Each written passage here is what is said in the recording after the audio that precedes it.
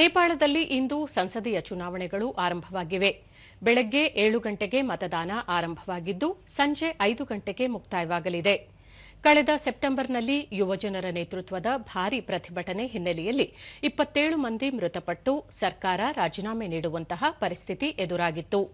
ಆನಂತರ ನಡೆಯುತ್ತಿರುವ ಮೊದಲ ಚುನಾವಣೆಯಲ್ಲಿ ಸುಮಾರು 19 ಮಿಲಿಯನ್ ಜನರು ಅರ್ಹ ಮತದಾನದ ಹಕ್ಕು ಹೊಂದಿದ್ದು ಅವರು 275 ಸದಸ್ಯ ಬಲದ ಸಂಸತ್ಗೆ ಸದಸ್ಯರನ್ನು ಆಯ್ಕೆ ಮಾಡಲಿದ್ದಾರೆ. 65 ರಾಜಕೀಯ ಪಕ್ಷಗಳ ಅಭ್ಯರ್ಥಿಗಳು ಸ್ಪರ್ಧಾ ಕಣದಲ್ಲಿದ್ದಾರೆ.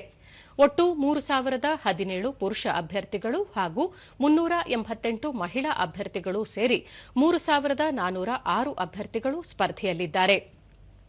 ನೇಪಾಳಿ ಕಾಂಗ್ರೆಸ್ ಎನ್ಸಿ ಮತ್ತು ಕಮ್ಯುನಿಸ್ಟ್ ಪಾರ್ಟಿ ಆಫ್ ನೇಪಾಳ್ ನಡುವೆ ಭಾರೀ ಸ್ಪರ್ಧೆ ಇದೆ. ಜೊತೆಗೆ ರಾಷ್ಟ್ರೀಯ ಸ್ವತಂತ್ರ ಪಕ್ಷ ಕೂಡ ಮುಂಚೂಣಿಯಲ್ಲಿದೆ ಎಂದು ರಾಜಕೀಯ ವಿಶ್ಲೇಷಕರು ತಿಳಿಸಿದ್ದಾರೆ.